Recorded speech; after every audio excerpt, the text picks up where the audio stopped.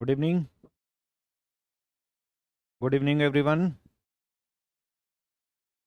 आ जाइए जल्दी से क्लास में।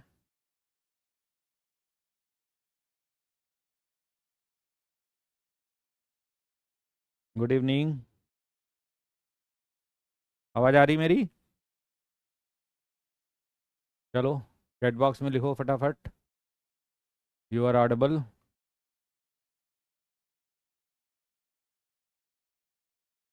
हाँ जी। हाँ, दुर्गा माँ की जय, बिल्कुल सही है।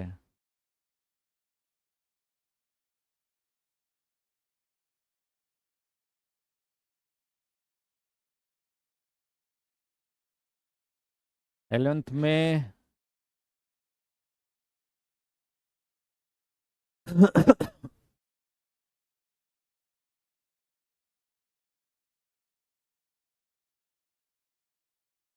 दीपावली के बाद स्टार्ट होगा निखिल।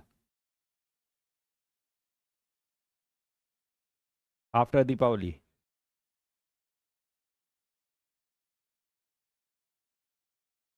है ना?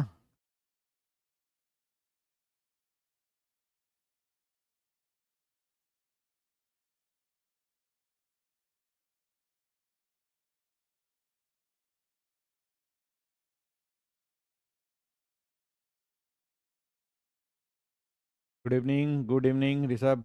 जल्दी से आ जाओ। चलो।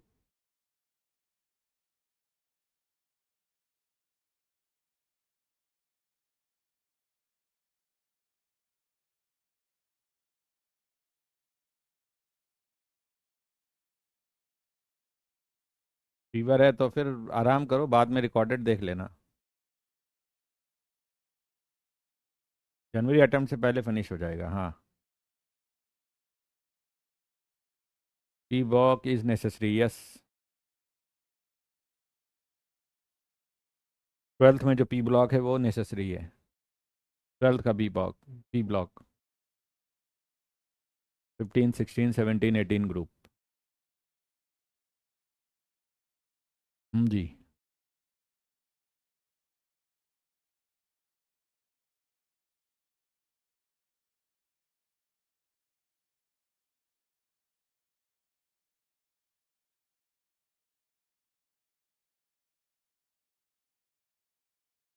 चलो स्टार्ट करते हैं।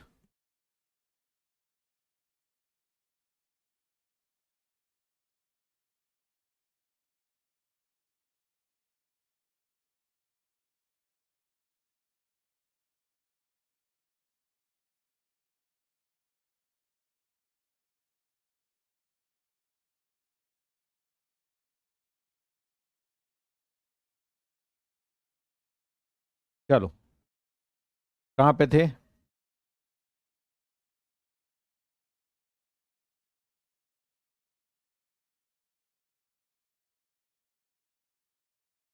ये कार्बाइड तक हो गया था।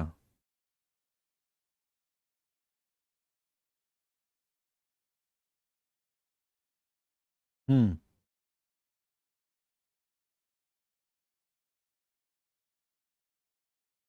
Okay. Nature of carbonate and bicarbonate salt.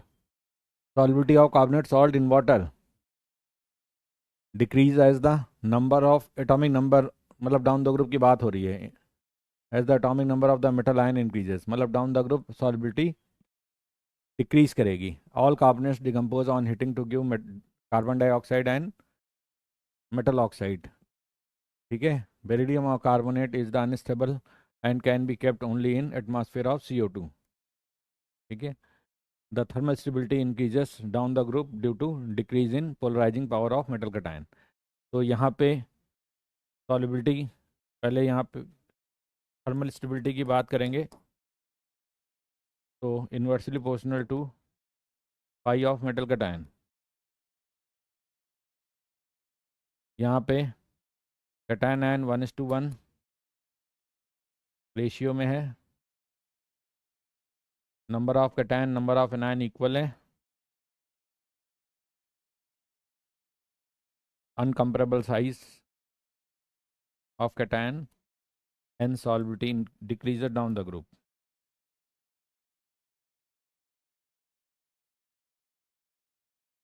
solubility decreases down the group.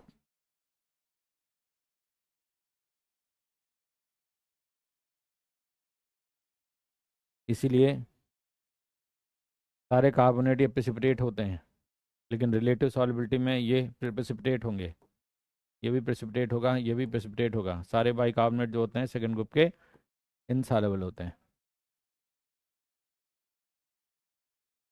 यहाँ पे beryllium carbonate,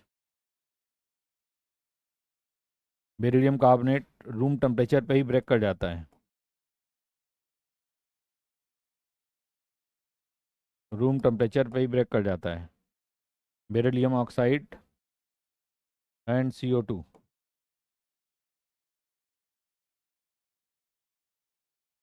unstable eight room temperature, unstable eight room temperature, ये इक्विलिब्रियम होता है। इसको स्टेबल करने के लिए क्या करना पड़ेगा, सोच के बताइए। स्टेबल करने के लिए इसको क्या करना है, सोच के बताइए।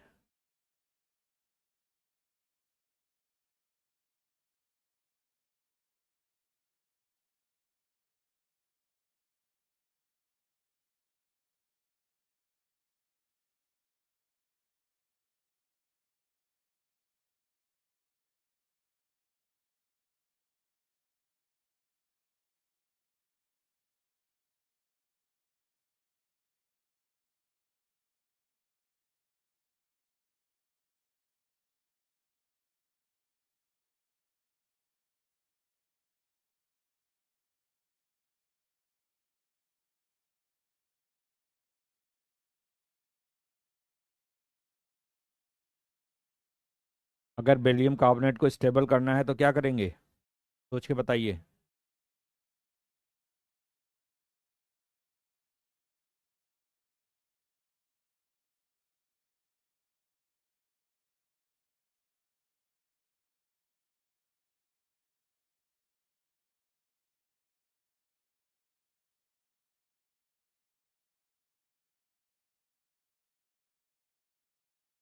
ली चार्टेलिए प्रिंसिपल अप्लाई करिए, ली चार्टेलिए प्रिंसिपल अप्लाई करिए।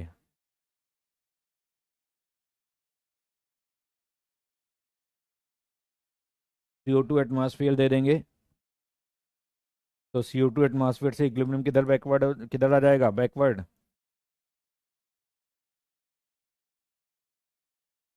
Stable in CO2 atmosphere and stable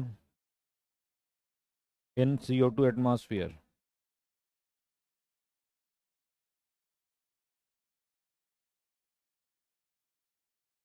CO2 atmosphere,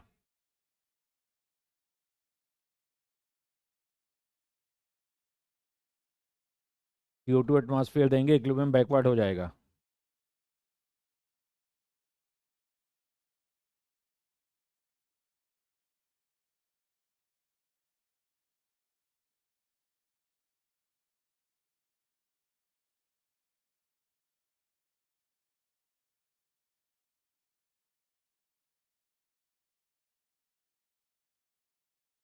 super oxide देगा ना O2, सुपर ऑक्साइड पर ऑक्साइड दोनों O2 देते हैं, नॉर्मल ऑक्साइड नहीं देता है।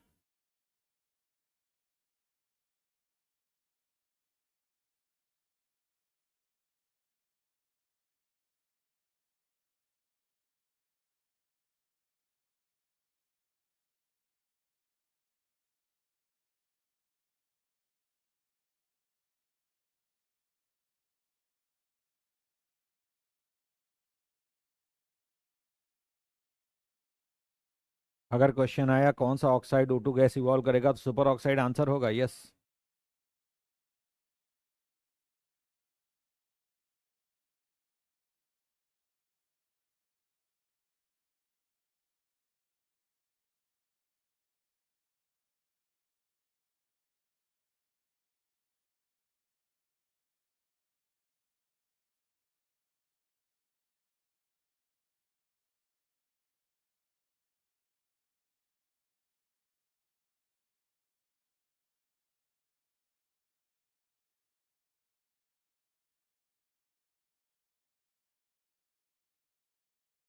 Clear? Next, nature of sulfate salt. Sulfate salts of alkaline earth metals are all white, solid and stable to heat. Stable होंगे. Beryllium and magnesium sulphates are readily soluble in water. ये readily soluble होंगे, ज़्यादा soluble होंगे in water. Solubility decreases from calcium to barium. The greater hydration enthalpy of beryllium and magnesium overcome the lattice energy. Hydration energy और lattice energy की बात हो रही है.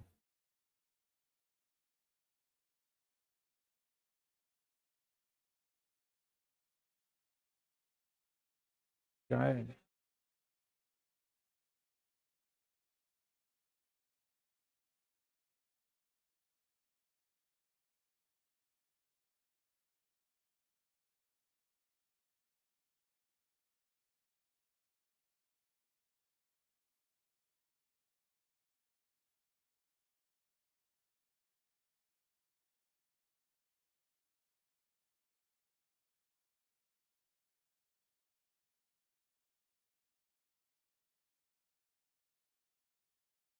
ठीक है.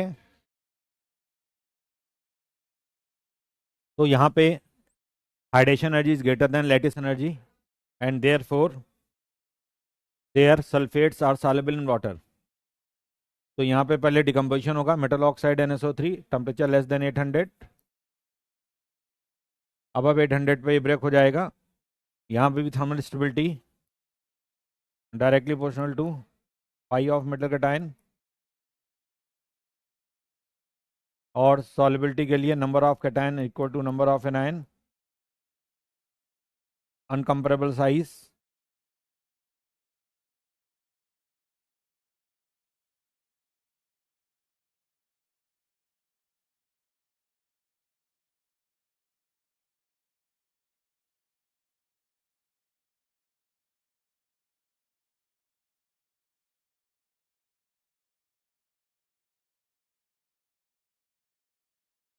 One is to one ratio.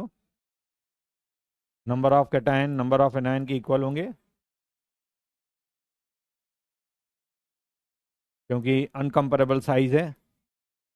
Polyatomic anion.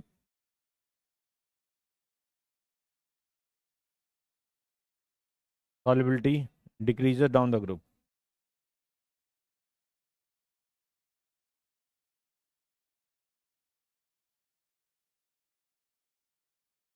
ये case आएगा. सिमिलर केस है लाइक कार्बोनेट.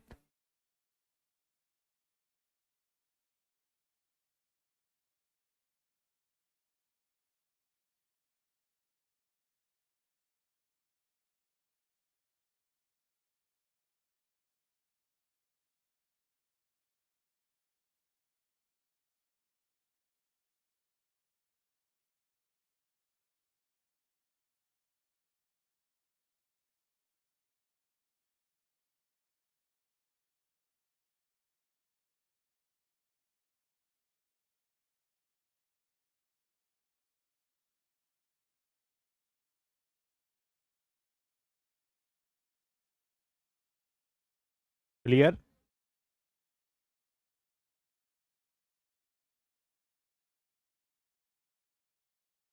नोट कर लिया?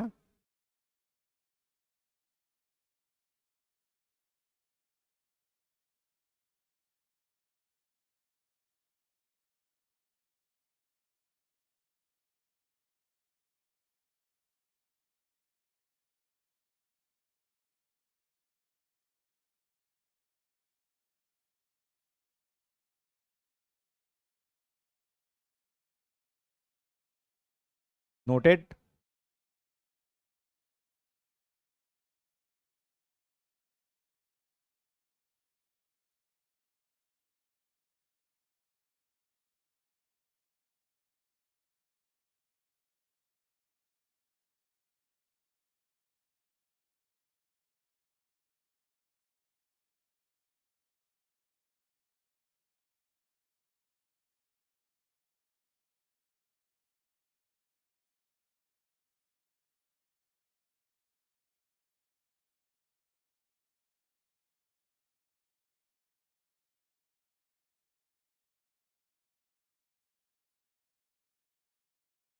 ओके, नेक्स्ट इसमें compounds of alkali metals and alkaline earth metal. पहला कंपाउंड इसमें सोडियम परऑक्साइड है। Preparation, it is form by heating metal in excess of air.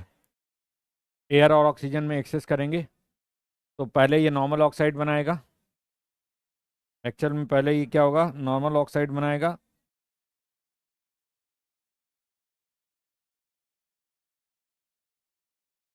पहले ये नॉर्मल ऑक्साइड बनाएगा जो लेस स्टेबल होगा, और एक्सेस है तो फिर ये फर्दर कन्वर्ट हो जाएगा। एक्सेस एयर,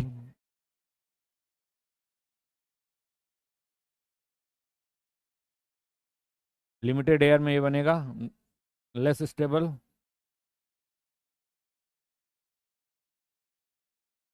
फिर ये स्टेबल परऑक्साइड बनाएगा।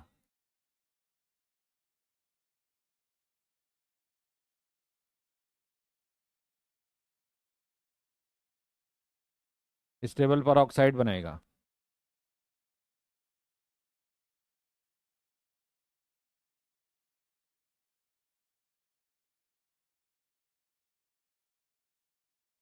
ये एक्सेस ना होके लिमिटेड लिखेंगे तो पहले लिमिटेड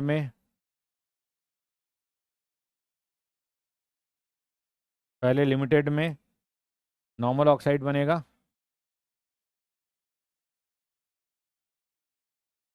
लिमिटेड में पहले नॉर्मल ऑक्साइड बनेगा और फिर परऑक्साइड बनेगा। ठीक है।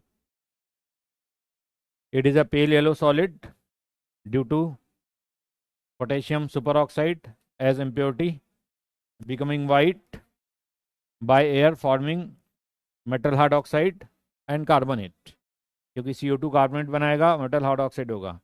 कोल्ड वाटर में H2O2 प्रोड्यूस होगा, but at room temperature H2O2 break हो जाएगा, क्योंकि H2O2 जो होता है रूम टेम्परेचर पे स्टेबल है।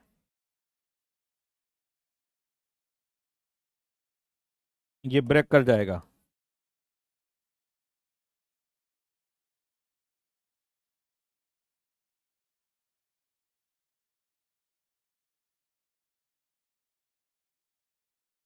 Unstable eight room temperature.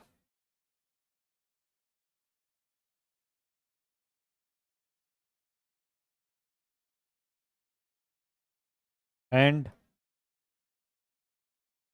Stable at 0 degree kelvin.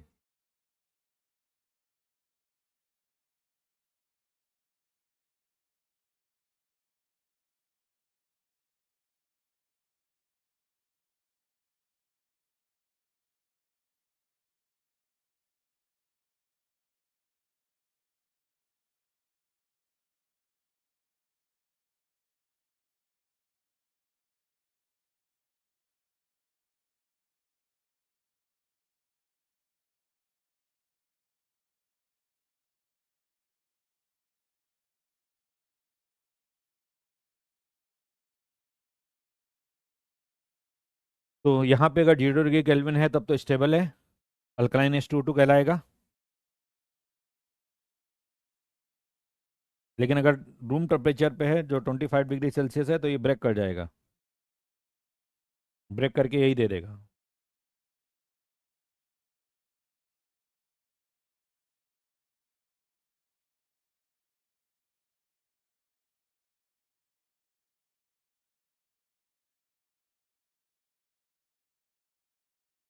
Room temperature पे ब्रेक होके H2O दे देगा। ऐसे ये स्टेबल एट दिस टेम्परेचर, क्योंकि ये 0 डिग्री सेल्सियस पे।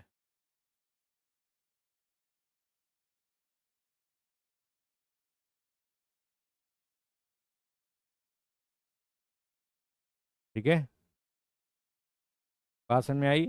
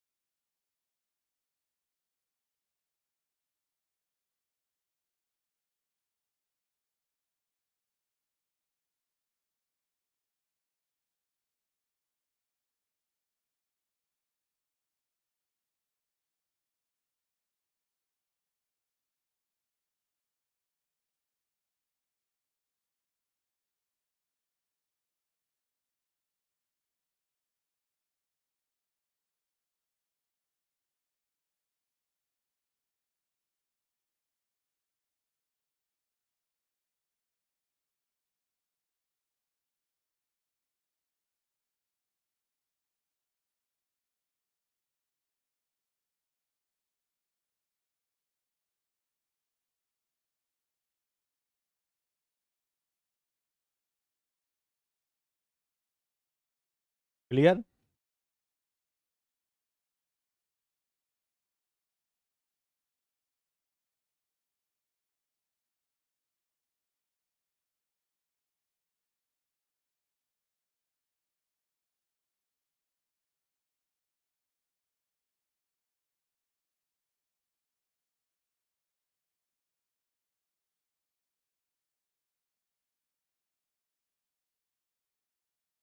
जीरो डिग्री टेम्परेचर पे है ना ये रिएक्शन, 0 डिग्री टेम्परेचर पे है तभी स्टेबल है, नहीं तो H2O2 बन जाता। साइड में लिखा मैंने,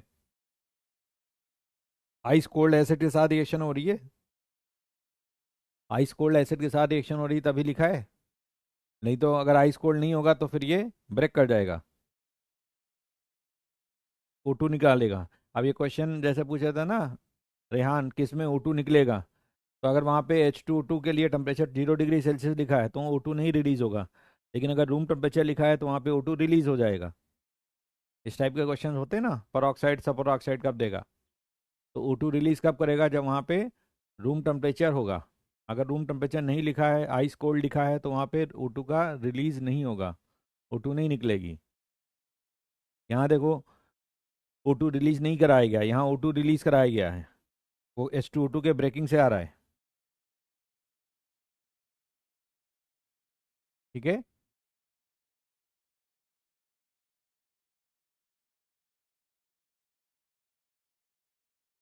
समझ में आई बात?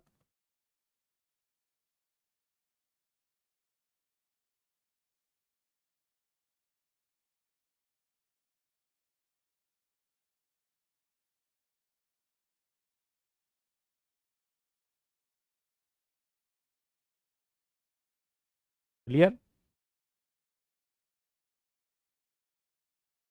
हो गया, नोट कर लिया। नेक्स्ट,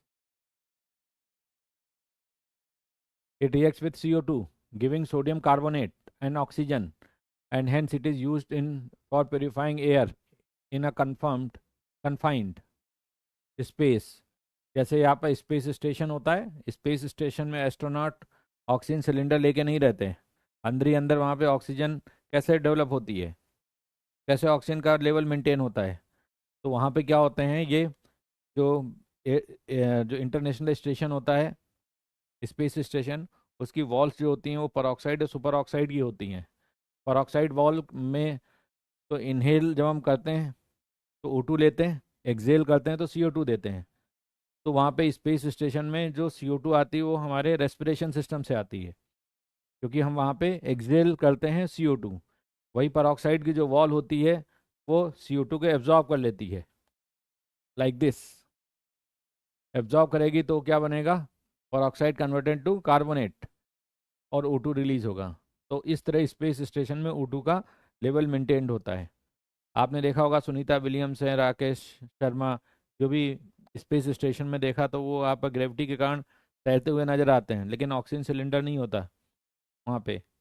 ऑक्सीजन का लेवल स्पेस स्टेशन में मेंटेन्ड होता है, क्योंकि वो जो स्पेस स्टेशन बनाया जाता है वो परऑक्साइड या सुपर ऑक्साइड की वॉल से बनाया जाता है।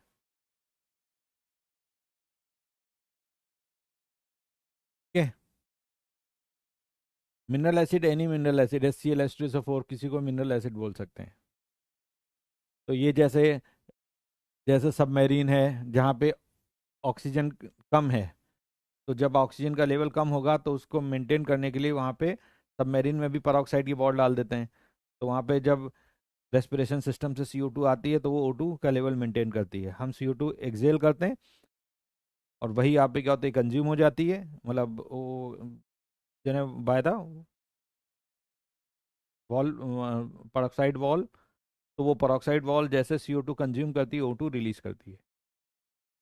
ठीक है, तो ये स्पेस स्टेशन, सबमरीन वगैरह में जहाँ पे ये यूज़ होता है, इंपॉर्टेंट है रिएक्शन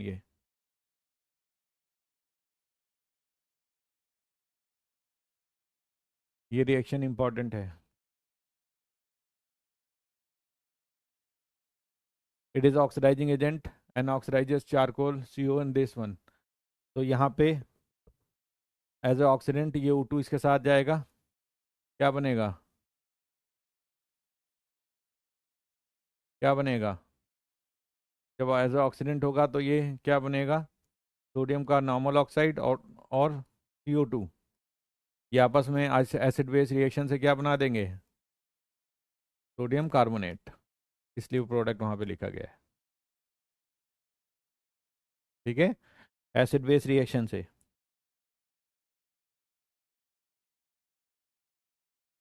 ऐसे यहाँ पर भी होगा, इस रिएक्शन में देखो, ये अपना नेसेंट ऑक्सीजन दे देगा तो क्या बन जाएगा, सोडियम का नॉर्मल ऑक्साइड और SO2 converted to SO3, acid base reaction होगी तो क्या बनेगा, सोडियम सल्फेट।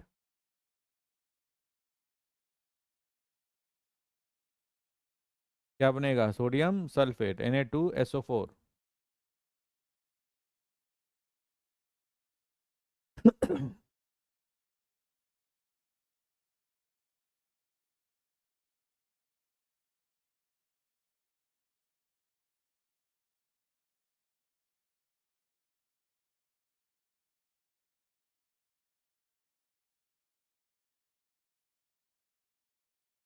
ऑक्सीजन सिलेंडर में सेम थ्योरी नहीं होता, ऑक्सीजन सिलेंडर अलग होता है।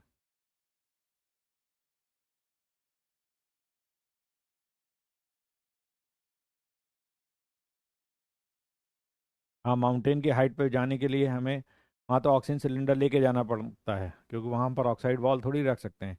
कोई केबिन जो बनता है, स्पेस केबिन है, तो वो परऑक्साइड वॉल का बनाया जाता है, क्योंकि उस केबिन के अंदर ऑक्सीजन का लेवल मेंटेन हो जाता है अगर परऑक्साइड वॉल हम लेके चलते हैं। तो परऑक्साइड वॉल अगर वहाँ पे है तो ऑक्सीजन का मेंटेन, केबिन के अंदर O2 का लेवल मेंटेन रहेगा, तो आपको एक्स्ट्रा ऑक्सीजन सिलेंडर लेके चलने की ज़रूरत नहीं पड़ेगी, क्योंकि परऑक्साइड वॉल CO2 को एब्जॉर्ब करके O2 रिलीज करता है, ये प्रॉपर्टी है।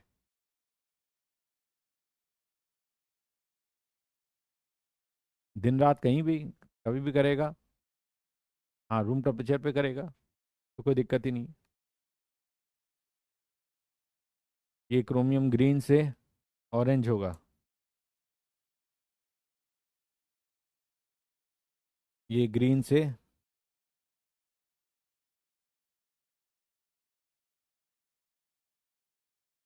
ये ऑरेंज हो जाएगा।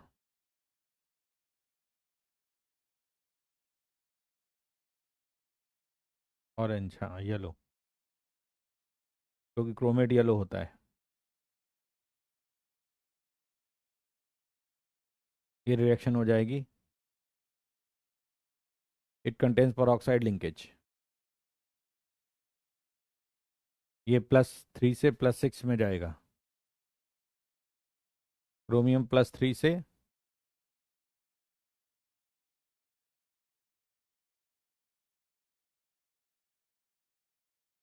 +3 स्टेट से ये +6 स्टेट पे जाएगा। नाइट्रोजन -3 से 0 स्टेट पे जाएगा। ठीक है, ये भी इसी तरह रिएक्शन होगी।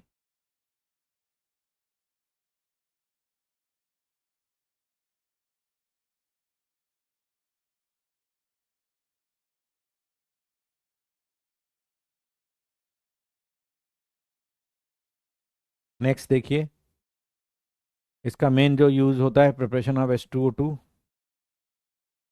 H2O2 प्रिपरेशन में एंड O2 रिलीज में, जो स्पेस केबिन में बताया था, oxygenating the air in submarine and space cabin, उसमें ऑक्सीजन का लेवल मेंटेन करने में as oxidising agent laboratory. NaOH को हम दूसरा नाम भी देते हैं, it is also named as caustic soda.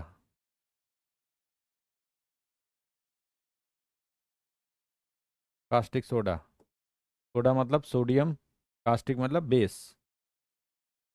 तो इलेक्ट्रोलिसिस ऑफ ब्राइन सोल्यूशन लेंगे तो यहाँ पे क्या बनेगा, यहाँ पे H+ भी होगा क्योंकि एक्वस फेस है, तो यहाँ OH- आयन भी होगा। तो यहाँ पे NaOH is obtained as byproduct, is formed after electrolysis as byproduct. NaOH is formed after electrolysis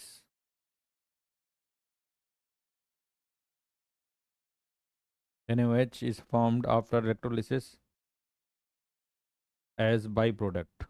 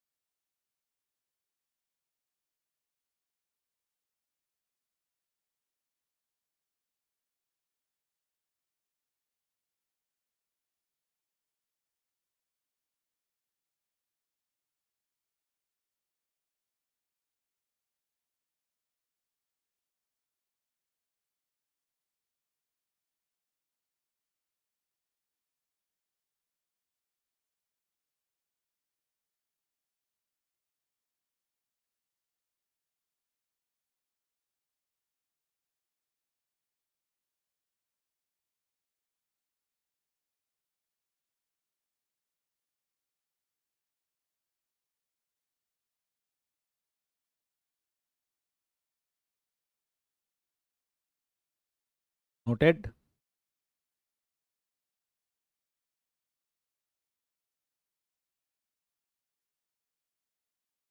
समझ में आई बात?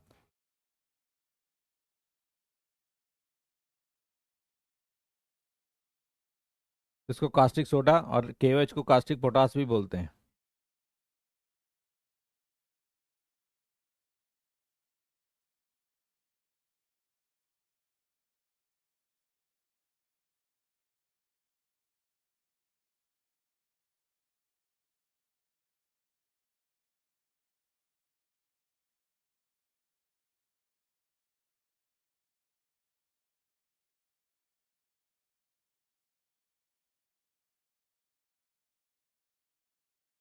यहाँ पे दोनों कटायन आयन में डिस्चार्ज पोटेंशियल थ्योरी के अकॉर्डिंग पहले कौन डिस्चार्ज होगा? H2। और यहाँ पे डिस्चार्ज होगा Cl-, डिस्चार्ज पोटेंशियल थ्योरी के अकॉर्डिंग। तो NaOH वहाँ बच जाएगा एज अ बाई प्रोडक्ट, है ना? डिस्चार्ज पोटेंशियल थ्योरी मालूम है?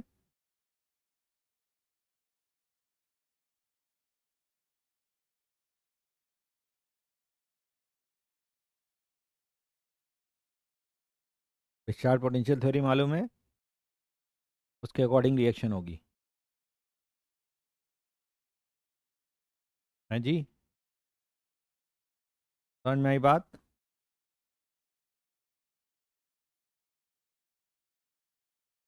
कास्टनर कैरनर सेल मरकरी कैथोड वाला रिएक्शन पड़ा होगा। अगर मरकरी कैथोड होते हैं तो पोटेंशियल रिवर्स हो जाते हैं, यहाँ पे AQ नहीं होगा। अब H+ ब्राइन सोल्यूशन यहाँ पे है, H2O भी होगा ब्राइन में।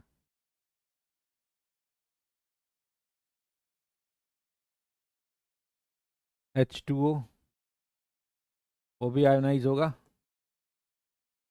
H+ and OH- ion. तो इन दोनों की में अब यहाँ पे मरकरी कैथोड पे उल्टा रिएक्शन होगा, ये डिस्चार्ज होगा, ये डिस्चार्ज नहीं होगा। और इसमें Cl- होगा, ये डिस्चार्ज नहीं होगा। तो मरकरी कैथोड बनेगा, इसकी वाटर से रिएक्शन करा देंगे, देन वी गेट NaOH। इसकी वाटर से रिएक्शन करा देंगे तो सोडियम वाटर के साथ क्या रहेगा? NaOH और हाइड्रोजन गैस, Hg और निकल जाएगा, Hg रह जाएगा, NaOH इज फॉर्म्ड, ये बन जाएगा सोडियम अमलगम से।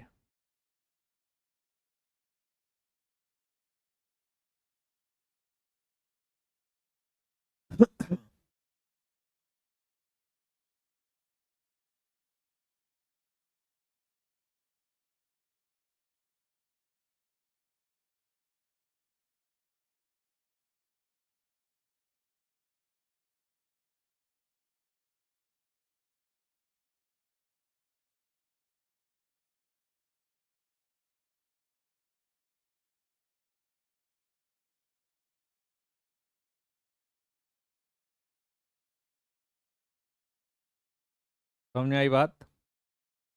नोटेड? यहाँ भी डिस्चार्ज पोटेंशियल थ्योरी लग रही है, लेकिन अब मरकरी कैथोड होगा तो पोटेंशियल ऑर्डर चेंज हो जाता है। कैनोमल इलेक्ट्रोड पढ़ा होगा आपने, रेफरेंस इलेक्ट्रोड। जब हाइड्रोजन इलेक्ट्रोड होगा तो हाइड्रोजन का रेफरेंस आएगा, जब मरकरी कैथोड होगा तो मरकरी का रेफरेंस आएगा।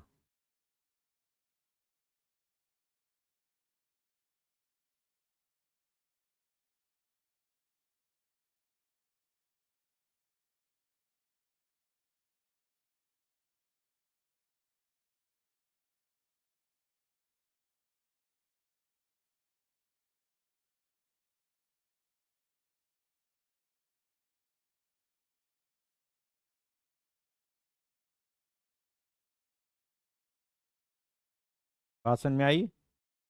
नोटेड। चलिए आगे देखते हैं प्रॉपर्टीज ऑफ NaOH।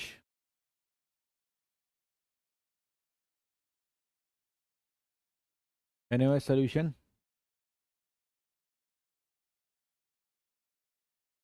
तो NaOH सॉल्यूशन की प्रॉपर्टी करेंगे तो यहाँ पे NaOH,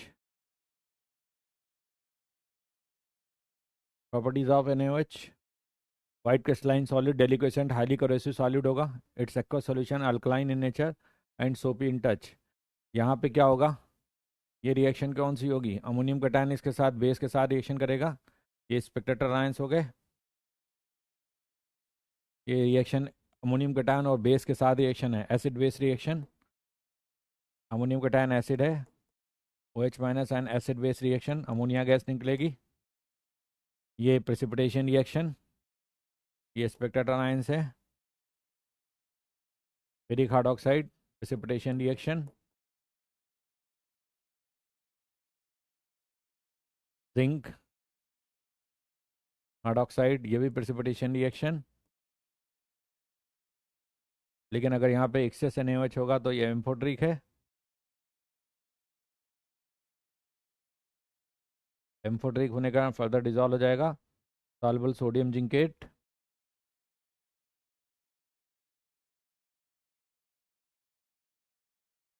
same as with aluminium chloride, क्योंकि इसका भी हार्ड ऑक्साइड एम्फोट्रिक होगा, SN का भी हार्ड ऑक्साइड एम्फोट्रिक होगा, लेड का भी हार्ड ऑक्साइड भी एम्फोट्रिक होगा। समझ में आई बात?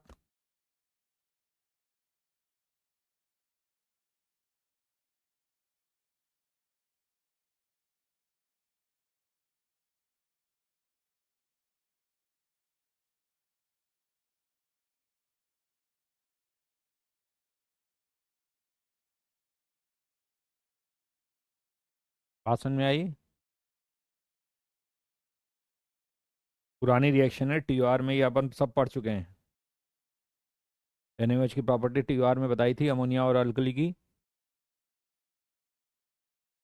बताया था, दोनों में पहले हार्ड ऑक्साइड बनेगा, ammonia strong acid strong base है तो कॉम्प्लेक्स बना देगा, अमोनिएटेड अमाइन कॉम्प्लेक्स, और वहीं पे हार्ड ऑक्साइड एम्फोट्रिक है तो अल्कली से रिएक्ट करेगा, एम्फोट्रिक नहीं है बेसिक है तो रिएक्शन नहीं होगी, ये TOR में बताया था।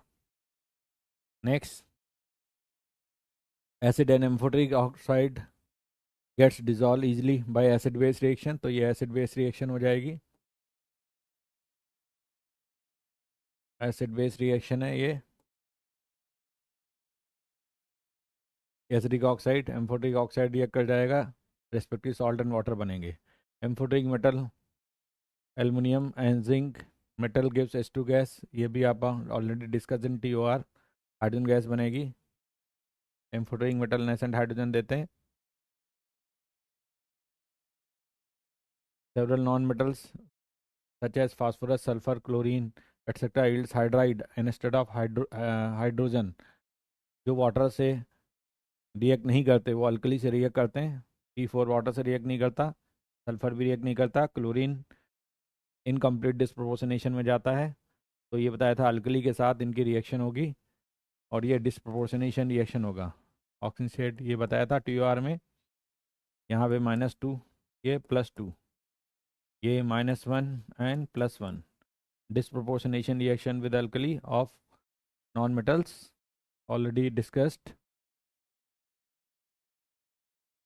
समझ में आई बात? discussed in TOR, already discussed in TOR।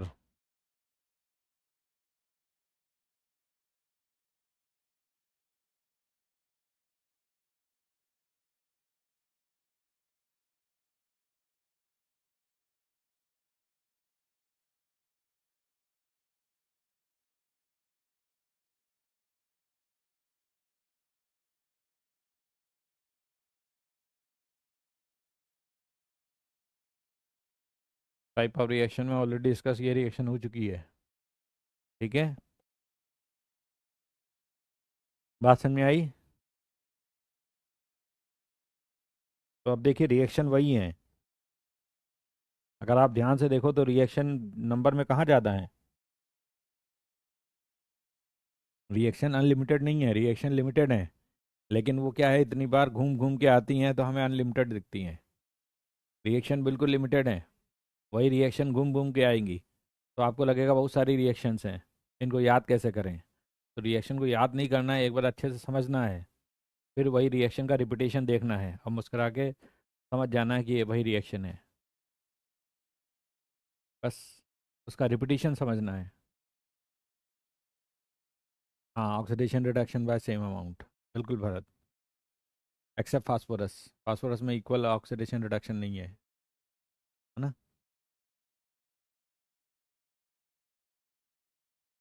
Clear?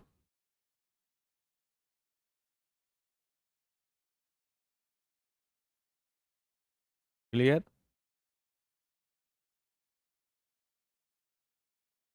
Next, hydroxide, potassium hydroxide को हम कास्टिक पोटास भी बोलते हैं।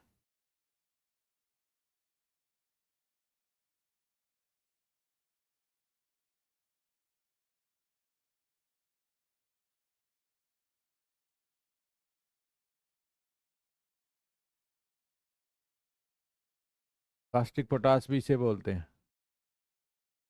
ठीक है, electrolysis of KCl same as NaOH। ठीक है, same as in electrolysis of KCl करेंगे तो यहाँ पे भी KOH बनेगा।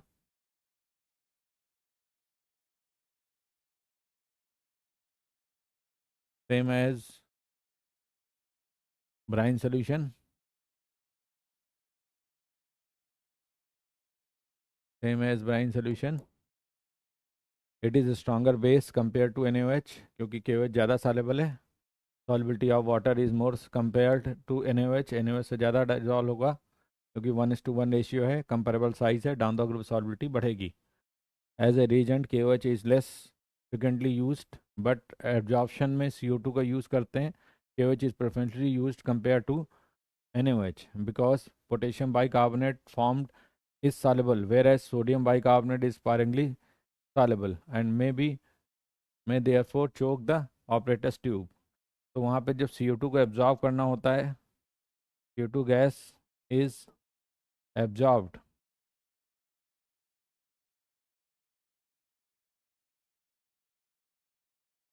CO2 gas is absorbed in KOH solution, not in NaOH solution, in NaOH solution। NaOH solution में इसको एब्जॉर्ब नहीं कर सकते। रीजन बिहाइंड इट, क्योंकि यहाँ पे CO2 जो एक्सेस होगा,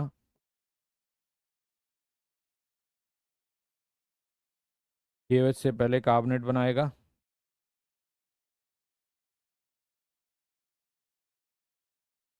और वहाँ पे एक्सेस KOH है,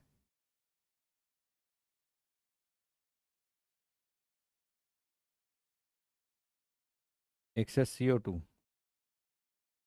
तो ये बाइकार्बोनेट बनाएगा।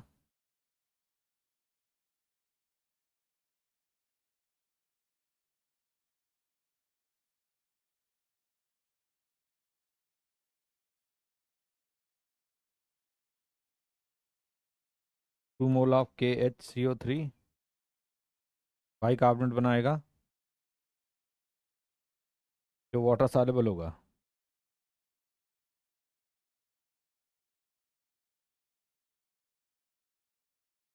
तो ये इसको क्लीन रखेगा।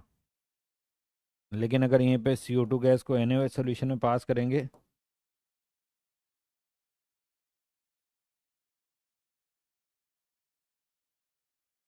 तो सोडियम कार्बोनेट बनाएगा,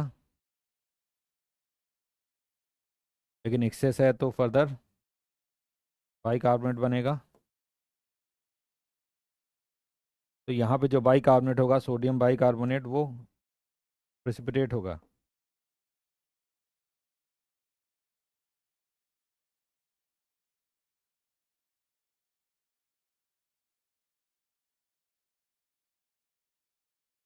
में चोक पासिंग ट्यूब, तो ये क्या होगा?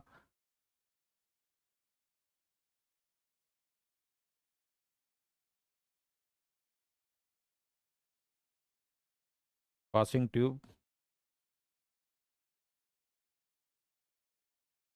Is choked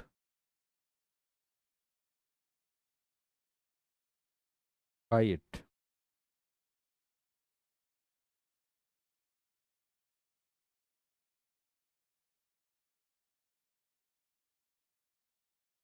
by it.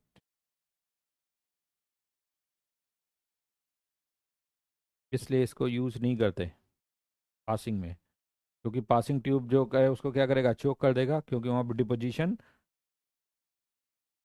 Sodium carbonate का होगा। तो सोडियम कार्बोनेट बीइंग, ये सॉल्युबल है, sodium carbonate being insoluble, white PPT ये पासिंग ट्यूब को चोक कर सकता है। और ये सॉल्युबल है, तो ये तो CO2 का जब एब्जॉर्प्शन करना होता है तो हम इनएवस सोल्यूशन में नहीं करते, केवल सोल्यूशन में करते हैं। इसमें करते हैं, इसमें नहीं करते। ठीक है।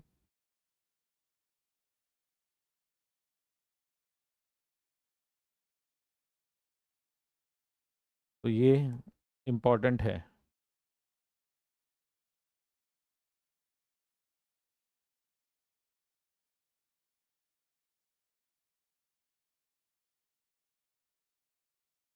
हाँ यहाँ, हाँ एसिड बेस रिएक्शन है बिल्कुल।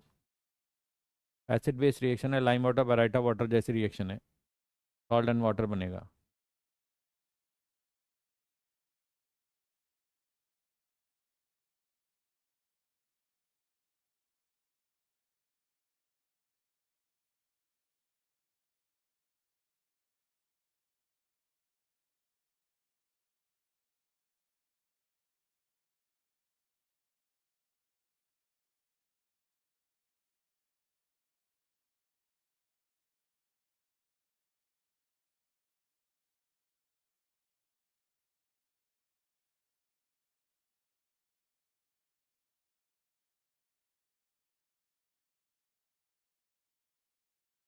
हाँ बिल्कुल, फर्स्ट लेक्चर में बताया था।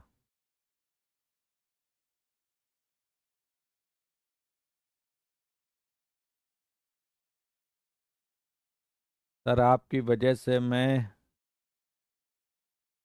सर आपकी वजह से मैं लैब में सारे एक्सपेरिमेंट की रिएक्शन सोच पा रहा हूँ, बहुत बढ़िया बात है। TOR अगर आपने मेरे से पढ़ लिया तो रिएक्शन के बारे में तो सोचना आपको आ जाएगा,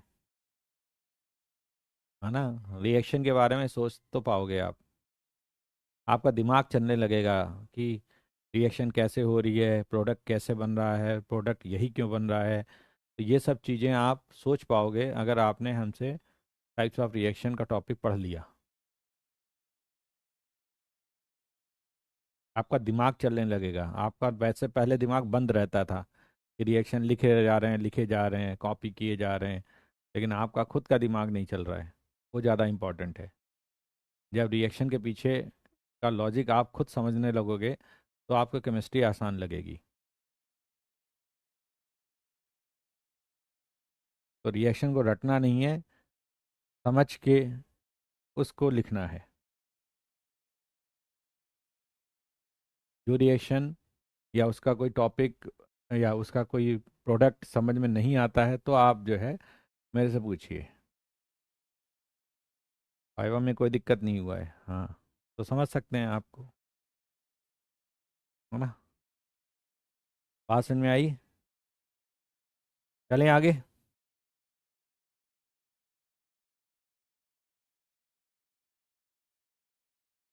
चलें आगे। चलो। तो मैग्नीशियम हाइड्रोक्साइड भी इसी तरह आएगा। मैग्नीशियम का पीपीटी आएगा, can be prepared by adding caustic soda solution, can be prepared by caustic soda solution to the solution of magnesium sulfate and MgCl2। तो यहाँ पे करेंगे तो ये आयन एक्सचेंज रिएक्शन हो जाएगी, है ना? यहाँ पे मैग्नीशियम सल्फेट अगर आपने ले लिया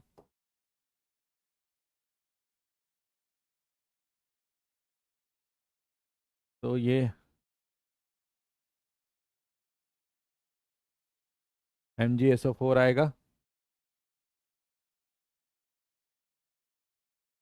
तो ये कैंसिल आउट हो जाएगा। सल्फेट आयन, इस पे टेट्रा आयंस है, ये इससे कैंसिल आउट होगा। सोडियम कैटायन इससे कैंसिल आउट होगा। ये पीपीटी आएगा, वाई पी precipitate.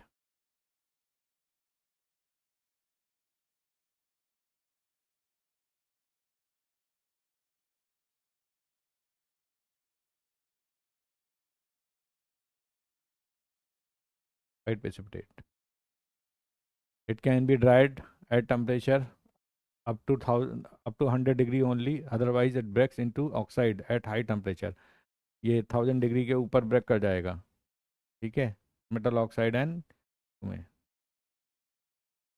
Hard oxide, oxide and water में ब्रेक होगा। Its sparingly soluble, slightly soluble in water, imparting alkalinity. Basic solution देगा। अल्कलाइनिटी का मतलब basic solution,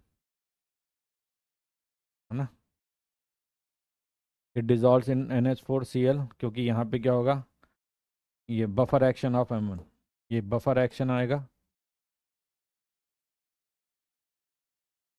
buffer action of ammonium cation, buffer action of ammonium cation. तो buffer action में ammonium cation इसको देगा 2 mole of H2O। तो ऐसे आप लिख सकते हैं, अमोनियम हाइड्रोक्साइड को आप ऐसे भी लिख सकते हैं,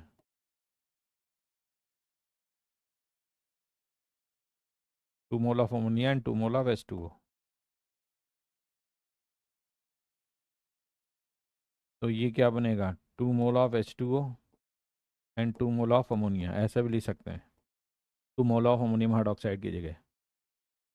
क्योंकि ये क्या करेगा, एसिडिक हाइड्रोजन इसको दे देगा, ये एसिडिक हाइड्रोजन इसको दे के 2 मोल वाटर बनाएगा, 2 मोल अमोनिया बनेगा और MgCl2 बन जाएगा।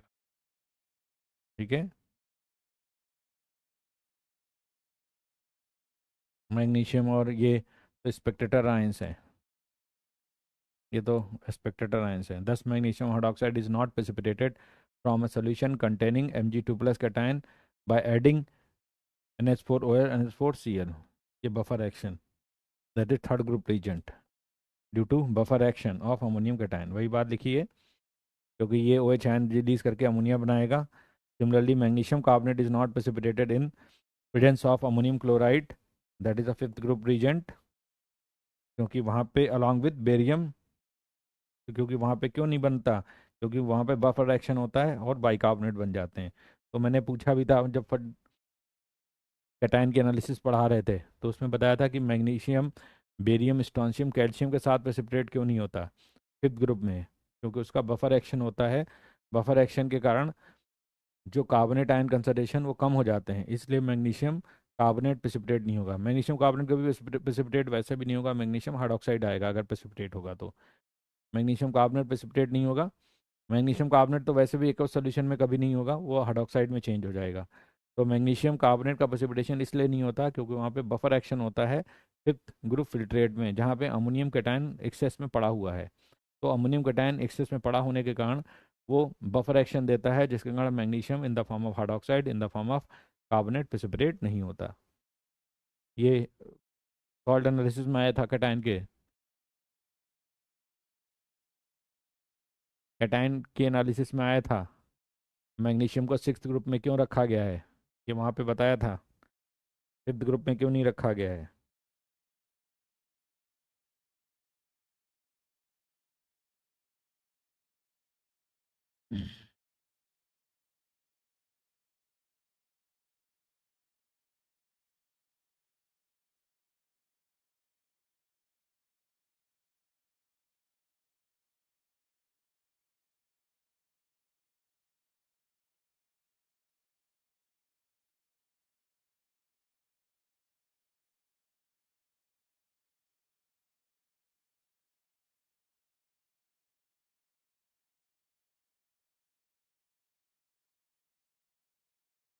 ठीक है, मेरा आशीर्वाद हमेशा तुम्हारे साथ है, तुम्हारे सभी के साथ है। हाँ, always, you are blessed. Buffer action का लिया नहीं होता है। हाँ, clear. Next, calcium hydroxide sparkly soluble spraying water, तो quick lime convert into slake lime, ये स्लेक लाइम में चेंज हो जाएगा, हीट इवॉल्व होगी, exothermic reaction, exothermic reaction already, ये क्विक लाइम होगा।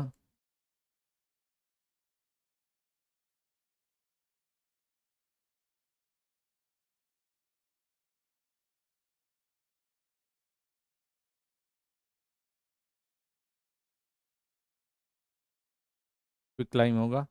Properties, it is sparkly soluble in water, है ना। Its solubility in hot water is less then the cold water, क्योंकि वहाँ पे एक्सोथर्मिक रिएक्शन है, hence solubility decreases with increase in temperature. They readily absorb CO2 and used as a test for the gas. Lime water test आपको बताया था, lime water test में hydroxide, it is used as mortar.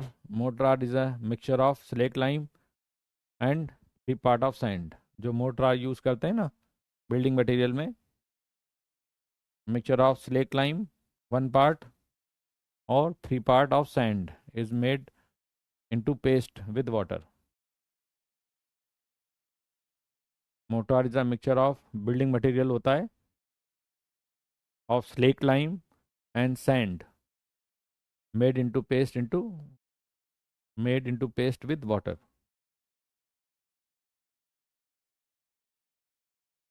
ठीक है।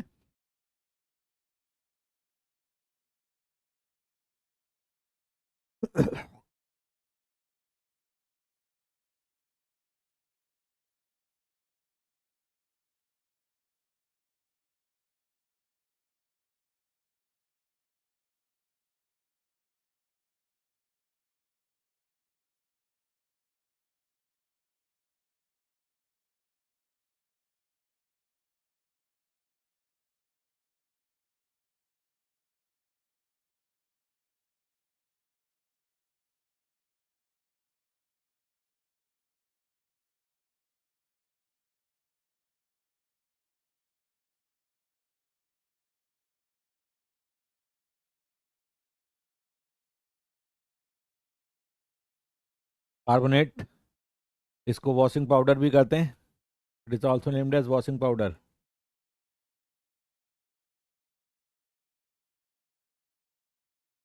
Washing soda,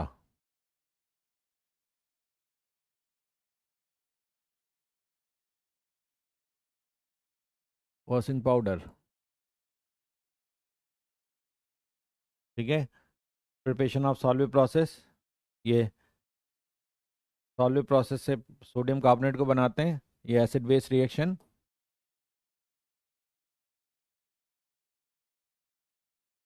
क्योंकि CO2 acidic oxide है, ammonia base है। फिर यहाँ पे ये कौन सी रिएक्शन हो गई, अमोनियम बाइकार्बोनेट, ये प्रिसिपिटेशन होगा, वाइट पीपीटी आएगा। तो ये रिएक्शन क्या हुई, प्रिसिपिटेशन रिएक्शन। दूसरी रिएक्शन प्रिसिपिटेशन हो गई। अब ये हीटिंग इफेक्ट, थर्मल डिकम्पोजिशन से, थर्मल डिकम्पोजिशन। तो सॉल्व प्रोसेस में पहला स्टेप एसिड बेस, दूसरा स्टेप प्रिसिपिटेशन, तीसरा स्टेप थर्मल डिकम्पोजिशन। बाइकार्बोनेट जो होगा वो पीपीटी ब्रेक कर जाएगा, है ना। अब यहाँ पे जो ये अमोनियम सॉल्ट जो आया है, ये अमोनियम सॉल्ट यहाँ यूज़ हो जाएगा।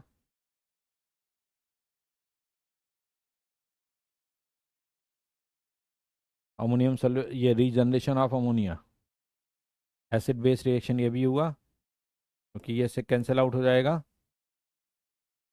ये एसिड बेस रिएक्शन।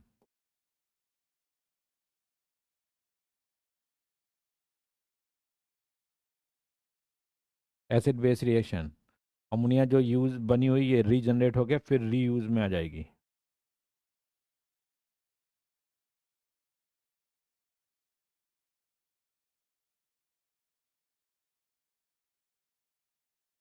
ये रीजनरेशन में फर्दर अमोनिया यूज हो जाएगी।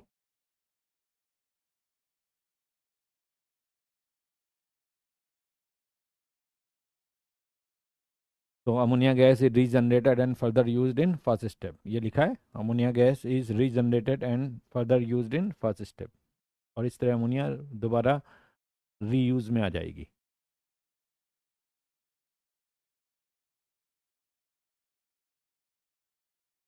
दशहरा में हॉलीडे मिलेगी नहीं,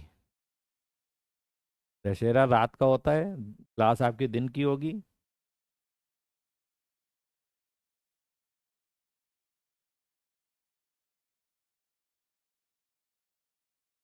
हाँ साइक्लिक प्रोसेस है ये।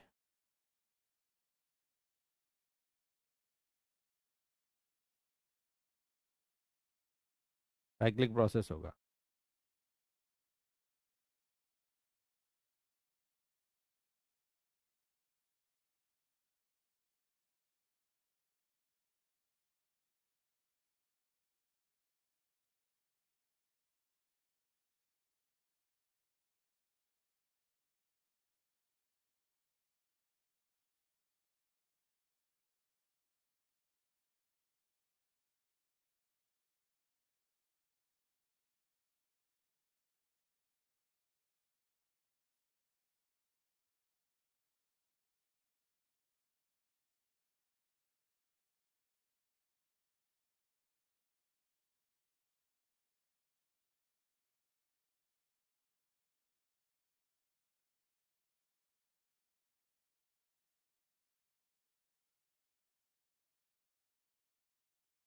अमोनियम कार्बोनेट कहाँ होगा? अमोनियम बाई कार्बोनेट होगा, एक्सेस लिखा है ना। अगर अगर CO2 यहाँ तो एक्सेस लिखा है तो कार्बोनेट फर्दर बाई कार्बोनेट में चेंज हो जाएगा। निखिल, अगर यहाँ पे एक्सेस लिखा है तो हम पहले स्टेप में अमोनियम कार्बोनेट ही बनेगा, लेकिन दूसरे स्टेप में वो बाई कार्बोनेट में चेंज हो जाएगा, एक्सेस लिखा है, समझे? इसलिए कार्बोनेट अमोनियम कार्बोनेट नहीं लिखेंगे, एक्सेस CO2 के साथ बाई कार्बोनेट आएगा। Anhydrous calcium carbonate is called soda ash, इसको सोडा ऐश बोलेंगे, है ना, which doesn't decompose on heating, melt at height. तो यहाँ पर ये ब्रेक नहीं होता फर्दर, है ना, ये फर्दर ब्रेक नहीं होता, कार्बोनेट फर्स्ट ग्रुप के मेल्ट होते हैं, sodium carbonate absorb CO2 yielding sparingly soluble sodium bicarbonate salt which can be cancelled at 150 to get pure sodium carbonate। अभी ये बताया था, पहले बाइकार्बोनेट बनेगा white PPT, ठीक है। excess CO carbonate is converted into bicarbonate, it dissolves in HCl and sodium carb ये strong acid salt decomposition reaction होगा, सॉल्ट डिकम्पोजिशन रिएक्शन, क्योंकि वीक एसिड सॉल्ट है, decomposed by weak acid and effervescence of CO2 gas. It is causticized by slake lime to give caustic soda। यहाँ पे ये कास्टिसाइज्ड मतलब base के साथ reaction, it is कास्टिसाइज्ड मतलब बेस के साथ reaction by slack lime and give caustic soda. Sodium carbonate melting point इसका देखो सब काफ़ी ज़्यादा है, हाई मेल्टिंग पॉइंट, ठीक है।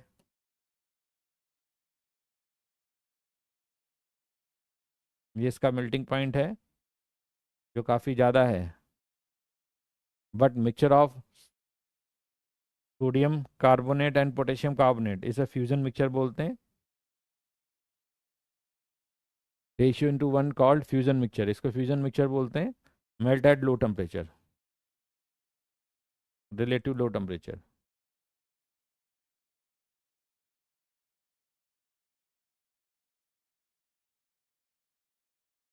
Low melting temperature. तो जो हाई टेम्परेचर मेल्ट होता है वो लो टेम्परेचर मेल्ट होने लगता है। It is widely used in glass making as a smelter. Glass making में reaction involve in glass making, क्योंकि सोडियम कार्बोनेट को हम क्या बोलते हैं, ग्लास। ठीक है।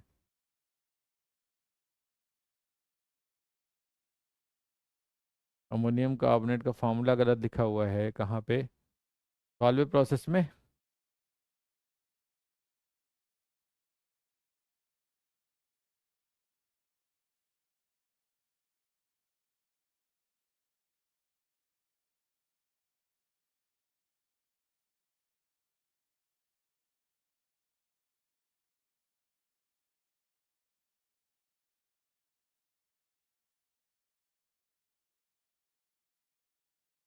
अमोनियम कार्बोनेट का फार्मूला गलत लिखा हुआ है, तो कहाँ पे लिखा हुआ है, इस पे तो अमोनियम कार्बोनेट दिख नहीं रहा है, बाई कार्बोनेट आएगा।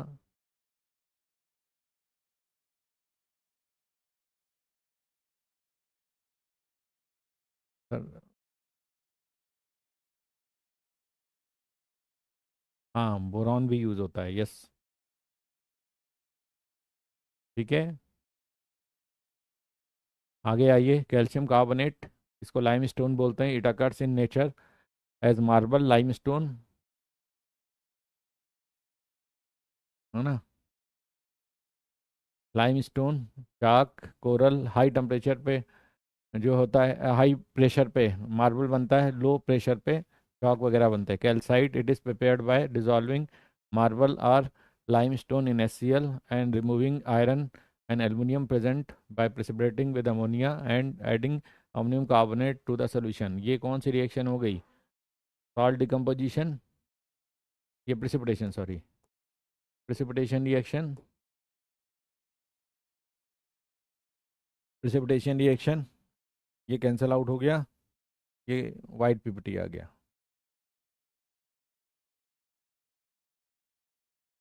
वाइट पीपीटी बन गया। It decomposes at 1000 degrees Celsius, calcium oxide and CO2.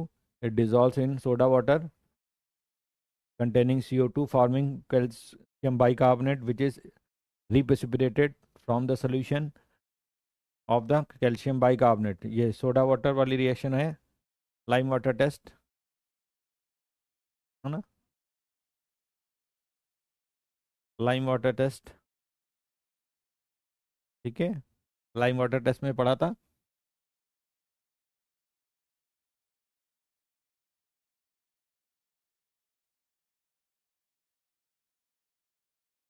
Ammonium carbonate लिखा कहाँ पे है, एक मिनट। यहाँ तो बाई कार्बोनेट लिखा है, यहाँ तो सब बाई कार्बोनेट लिखा है, अमोनियम कार्बोनेट यहाँ नहीं लिखा है। दूसरे पेज पे कहाँ पे बता रहे हो।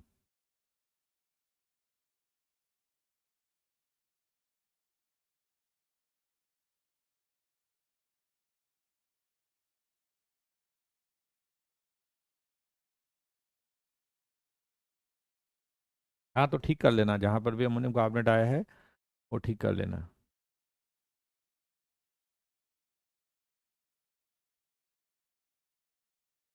ठीक है,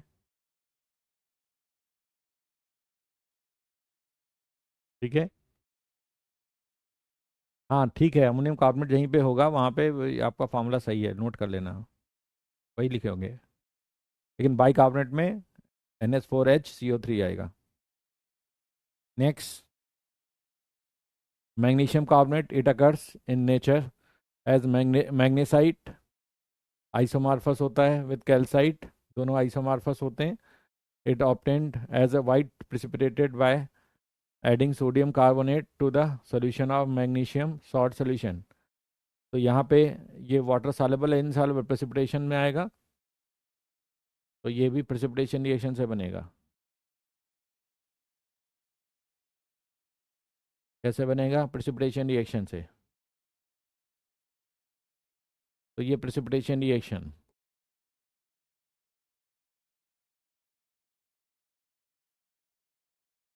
प्रॉपर्टीज वही होंगी। सोडियम बाई कार्बोनेट कैसे बनेगा, बाय एब्जॉर्बिंग CO2। ठीक है, जैसे हम बाइकार्बोनेट सॉल्यूशन होता है, बाइकार्बोनेट में ये इक्विलिब्रियम होता है।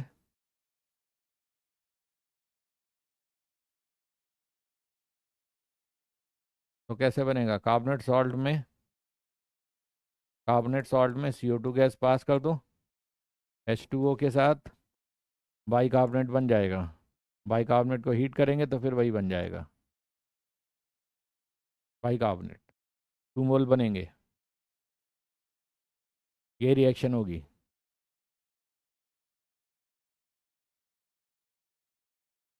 ठीक है, सभी में यही रिएक्शन होगी। इसको हम बेकिंग पाउडर भी बोलते हैं। सोडियम बाइकार्बोनेट को बेकिंग पाउडर। ठीक है, आइसोमॉर्फस मतलब same structure, same crystal structure,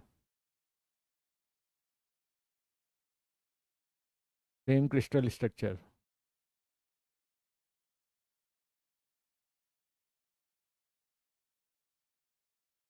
structure, same crystal structure.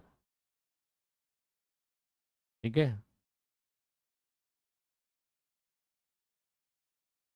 समझ में आई बात? Calcium chloride, it is by product in Solvay process, Solvay process में बाई प्रोडक्ट बनता था। ठीक है, it may be absorbed, it may also be prepared by dissolving carbonate salt in HCl। अब ये क्या होता है? Salt decomposition reaction, salt decomposition reaction से बनेगा। It is deliquescent solid, hydrated होगा, कन्वर्टेड इनटू एनहाइड्रस और हीटिंग। ठीक है, anhydrous calcium sulphate is used as drying agent, as dehydrating agent in drying gases and other organic compounds, but not ammonia, alcohol, pH3 due to, because they form addition product, due to formation of addition product with CaCl2। एक तो ये बन गया।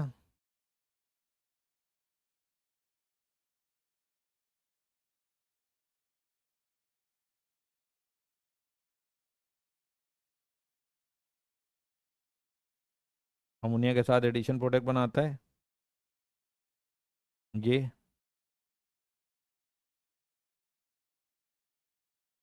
Alcohol के साथ भी addition product बनाता है।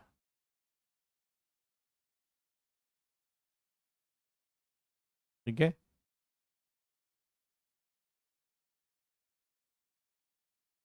क्लियर? आइसोमॉर्फस समझ में आया? Next sulphate salt, sulphate salt को ग्लोबल सॉल्ट भी बोलते हैं, right? It is form by heating common salt with sulphuric acid. ये रिएक्शन क्या हुई? Salt decomposition reaction, salt decomposition reaction. Weak acid और स्ट्रॉन्ग एसिड से ब्रेक करा देंगे। Hydrated form of crystalline, hydrated form is crystalline out from its aqueous solution in the form of crystalline, that is 10H2O, is called global salt। इसको global salt बोलते हैं। whereas anhydrous form is called salt cake। anhydrous form क्या बोलते हैं इसे? salt cake। Magnesium sulphate, Epson बोलते हैं इसे, also called Epson. Gypsum and Epson सुना होगा। Gypsum calcium sulphate dot 2H2O preparation, it is also obtained by dissolving magnesium magnesite। Magnesite का मतलब मैग्नीशियम कार्बोनेट। ठीक है, ऐसे सॉल्ट है, स्ट्रॉन्ग एसिड से ब्रेक करा देंगे तो ये सॉल्ट डिकम्पोजिशन रिएक्शन आ जाएगी। ठीक है, isomorphous, same crystal structure. Isomorphous का मतलब सेम क्रिस्टल स्ट्रक्चर,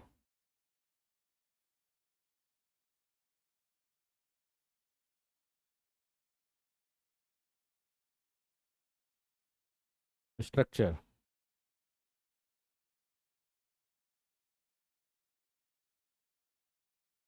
ठीक है, तो इसका ग्रीन विट्रियोल,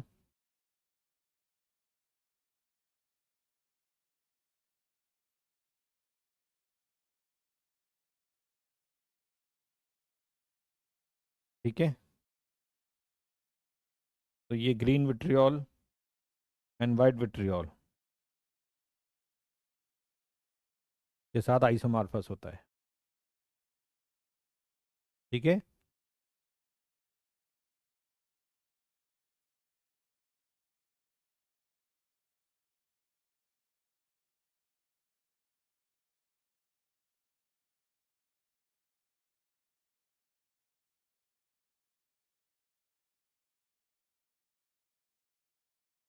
नेक्स्ट इसमें calcium sulphate, it occurs as anhydrous calcium sulfate and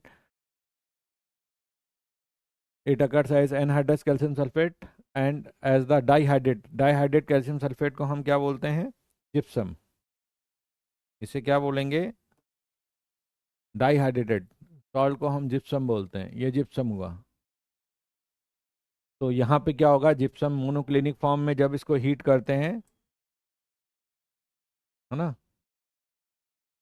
तो पहले 1.5 वाटर मॉलिक्यूल निकलेगा,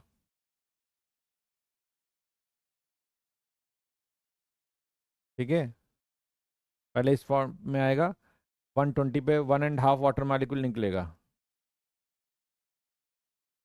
1.5 वाटर मॉलिक्यूल निकलेगा, पीओपी प्लास्टर ऑफ पेरिस बनेगा। फिर उस पर 120 से ऊपर हीट करेंगे तो एनहाइड्रस कैल्शियम सल्फेट बनेगा, डेड बर्न प्लास्टर बोलते हैं। और इसको स्ट्रांगली हीट करेंगे 1100 पे तो कैल्शियम ऑक्साइड एंड SO3, क्योंकि 1100 है तो ये आपका SO3 ब्रेक करके देगा, ये देगा।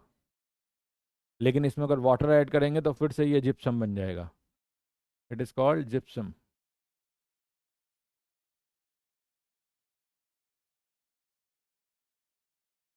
ये जिप्सम बन जाएगा। प्लास्टर ऑफ पेरिस, POP,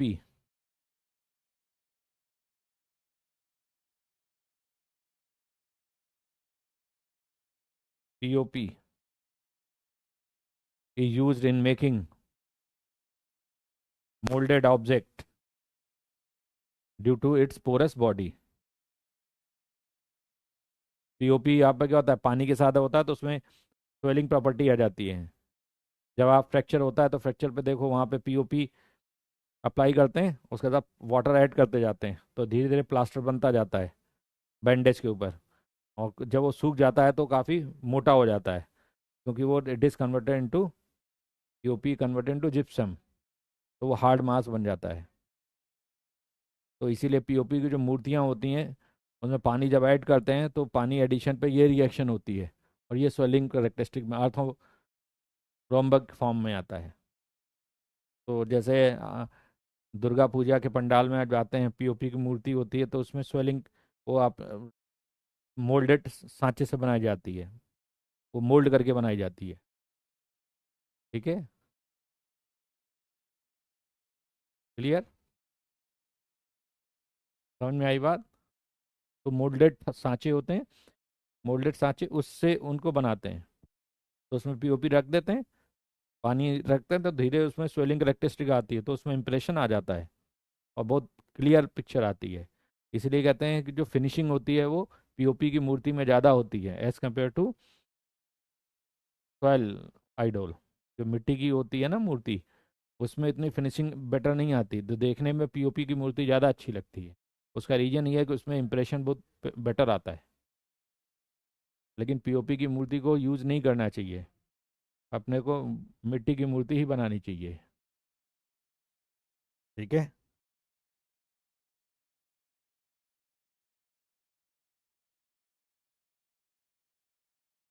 यहाँ पे लास्ट जो है सीमेंट है।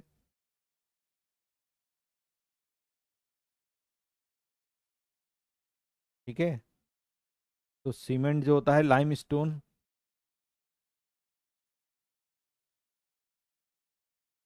क्लिंकर, पहले सीमेंट का क्लिंकर बनाते हैं। सीमेंट क्लिंकर क्या होता है, इसमें लाइम स्टोन होता है, लाइम स्टोन होता है, contains calcium oxide contains calcium oxide, क्योंकि क्विक लाइम सीमेंट के लिए बहुत ज़रूरी है। प्लस क्ले होगा,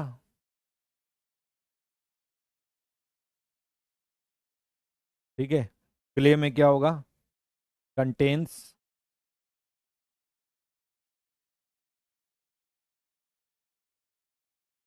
silicon oxide, Al2 oxide, MgO, iron oxide, ये होता है ना। देखिए यहाँ पे यही लिखा हुआ है।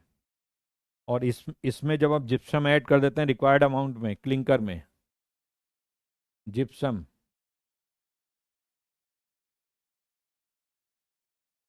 Then we get cement. Cement bag जो बनते हैं वो इसी में बनते हैं, ठीक है।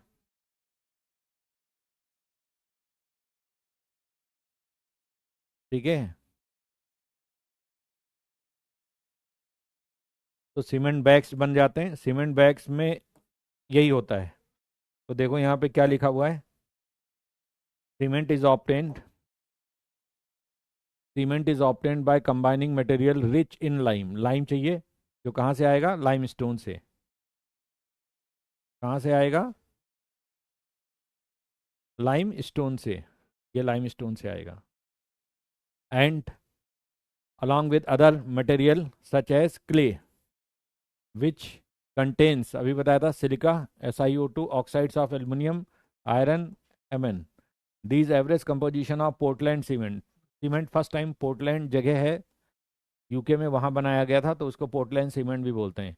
कैल्शियम ऑक्साइड ज़्यादा परसेंटेज होता है, 50 to 60%। SiO2 उससे कम होता है, Al2O3 और कम होता है, Mg और कम होता है, फिर आयरन 3 ऑक्साइड जो होता है सबसे कम होता है, ठीक है। और गुड क्वालिटी ऑफ सीमेंट इसका रेशियो होता है। रेशियो क्या होता है यहाँ पे? जो आ, ठीक है, SiO2 अपॉन Al2O3, ये रेशियो जो होना चाहिए अच्छी क्वालिटी के लिए, ये रेशियो जो होना चाहिए लगभग 2.5 to 4 के बीच में होना चाहिए, है ना। And ratio of lime to other oxide, lime calcium oxide होता है, एंड अदर ऑक्साइड्स का जो रेशियो है, ये रेशियो जो होना चाहिए वो क्लोज टू 2, ठीक है। अदर ऑक्साइड में दूसरे ऑक्साइड्स आ गए, क्लोज टू 2, ठीक है। तो यहाँ पे अभी मैंने जो लिखा था ना, देखो, एक मिनट, ये ये जो रेशियो लिखा था, रिक्वायर्ड रेशियो फॉर सीमेंट,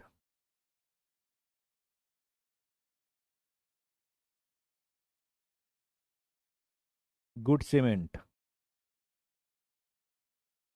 तो इसमें SiO2 एंड Al2O3 का रेशियो होगा,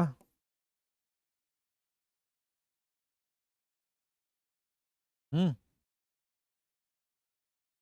और दूसरा calcium oxide and other oxide, जो रेशियो होगा ये क्लोज टू 2 होगा, ये 2.5 टू 4 होगा। ये देखो लिखा ना। तो यहाँ पे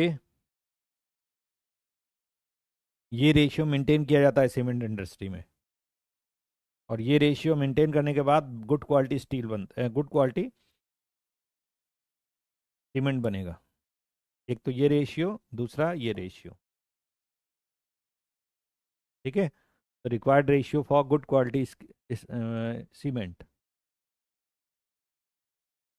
इसी बात को देखो यहाँ पे लिखा हुआ है गया है कि ये रेशियो मेंटेन करेंगे, ठीक है। Raw material for the manufacturing of cement और लाइम स्टोन, जिसमें कैल्शियम ऑक्साइड आएगा, क्ले जिसमें अदर ऑक्साइड्स आएंगे, clay and limestones are strongly heated, तो we get cement clinker. Clinker heat करने पड़ेंगे। दिस क्लिंकर है mixed with 2 to 3% weight of the gypsum, तो वी गेट सीमेंट बैग। और फिर उसमें ये रिएक्शन हो जाती है और इस टाइप के ट्राई सिलिकेट्स बनते हैं। तो ये सीमेंट्स आर ट्राई सिलिकेट्स, ठीक है। बात समझ में आई? तो सीमेंट क्लिंकर में ये होता है।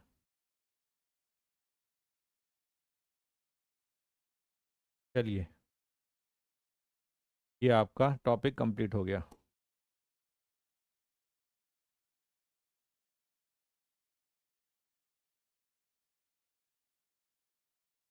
लास्ट क्लास का नोट्स अपलोड नहीं हुआ है। हो गया?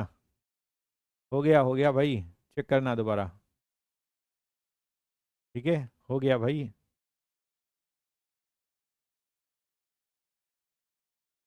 लोड हो गया, अपलोड हो गया भाई। चलो, तो आज ये आपका टॉपिक एस ब्लॉक कंप्लीट हो गया। बोलिए। क्लियर? चलिए, इसी शीट में भेजूंगा होमवर्क के लिए, ठीक है। अभी बाकी शीट भेजनी है, वैसे ऐप पे पड़ी हुई है एक्सरसाइज शीट। अगर ऐप पे नहीं मिलेगी तो मैं टेलीग्राम पे दोबारा भेज दूंगा, ठीक है। चलिए, ओके, क्लास को एंड करें।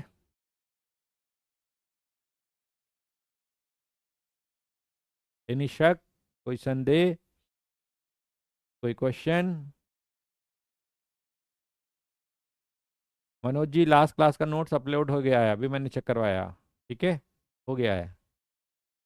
आप चेक करिए, ठीक है। चलिए, ओके, गुड नाइट।